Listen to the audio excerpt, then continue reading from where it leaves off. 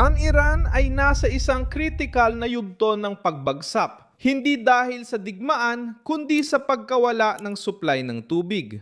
Simula Miyerkules, Abril 8, 2026 sa gitna ng 2 linggong marupok na tigil putukan. Sa digmaan ng Estados Unidos, Israel at Iran, hindi lang pambubomba, kundi pati tubig ang nagpapakita ng matinding senyales. Kulang ang supply ng tubig sa mga urbanong lugar, nauubos na ang mga imbakan, at ang infrastruktura para sa sibilyan ay naging estratehikong bahagi ng labanan. Ang drama ngayon ay hindi lang militar. Ito ay isang tahimik na pagbagsak na tumatama sa araw-araw na buhay ng buong bansa. Ano ba talagang nangyayari sa madaling sabi? Ang Iran ay dumaranas ng pinakamatinding krisis sa tubig sa mga dekada at hindi lang oposisyon ang umaamin nito. Inamin ng mga opisyal ng Iran ang panganib ng pagrarasyon ng tubig sa Tehran na may higit 10 milyong residente. Ipinakita ng Reuters na 19 na malalaking dam sa bansa ay halos tuyo na, habang ang Mashhad, ang pangalawang pinakamalaking lungsod sa Iran, ay bumaba sa mas mababa sa 3% ng reserba. Sa Tehran, halos kalahati ng tubig sa 5 pangunahing imbakan ay nawala. Sabi ni Pangulong Masoud Pezeshkian, kung hindi uulan, maaaring mapilitang lumikas mula sa kabisera. Saan pinakamalakas ang nararamdamang presyon? Sa Tehran, Mashhad at Isfahan? Pero ang problema ay lagpas pa sa mga lungsod na ito. Ipinakita ng mga satellite images na sinuri ng CSIS ang mabilis na pagkaubos ng tubig sa mga pangunahing imbakan ng kabisera ng Iran. Sa maraming barangay, binawasan ng gobyerno ang presyon ng tubig tuwing gabi, kaya napilitan ng mga residente bumili ng tangke, bomba at lalagyan para makaraos sa mga pagputol ng supply ng tubig. Ang krisis sa kalikasan ay naging krisis panlipunan na ramdam sa bahay, negosyo at buhay ng milyon-milyon.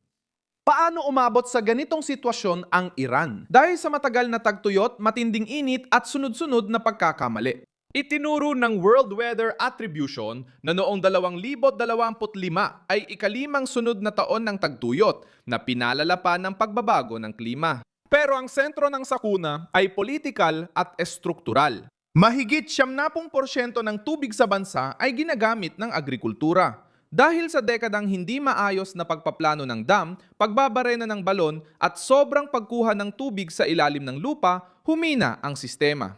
Sa ilang bahagi ng Tehran, ang lupa ay lumulubog na ng mahigit 10 pulgada bawat taon, isang matinding larawan ng pagkaubos ng mga aquifer. Bakit lalong lumala ang lahat? Dahil sa digmaan. Dahil naapektuhan nito ang enerhiya, mga sistema ng pagbomba, desalinisasyon at mga infrastrukturang sibil. Noong Marso, ipinakita ng Reuters na nagbantang Tehran nagaganti sa mga sistema ng enerhiya at tubig ng mga bansa sa Golpo sakaling atakihin ng Estados Unidos ang grid ng kuryente nito. Pinaalalahanan ng mga ekspertong nakausap ng ahensya na ang pag-atake sa mahahalagang pasilidad ng supply ng sibilyan ay maaring ituring na krimen ng digmaan.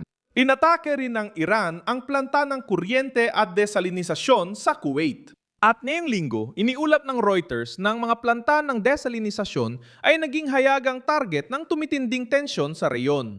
Sa ibang salita, ang tubig ay itinuring na bilang sandata. Sino ang magbabayad nito? Ang karaniwang mamamayan.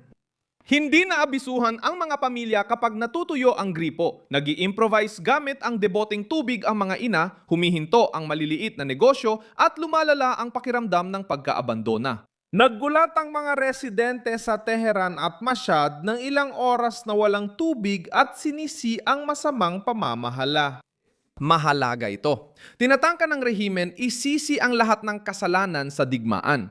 Ipinapakita ng datos na may krisis na bago pa ang pinakamalalang yugto ng militar noong 2026, pinabilis lang ng digmaan ang pagbagsak. Hindi niya mag-isa nilika ang sakunang ito. Matagal nang may palatandaan ng krisis bago pa ito naging tunay na banta sa politika.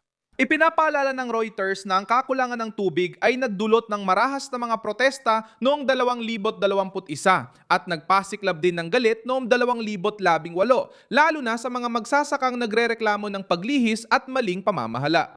Ngayon, mas naging mapanganib ang sitwasyon dahil ang uhaw, kakulangan ng kuryente, pressure sa ekonomiya at pagpalya ng mga serbisyo ay nagsama-sama sa isang sentro ng tensyon. Ang dating technical na issue ay naging direktang banta na ngayon sa katatagan ng rehimen. Sa uli, simple lang ang mahalagang tanong. Bakit tila napaka-vulnerable ng Iran sa mga sandaling ito?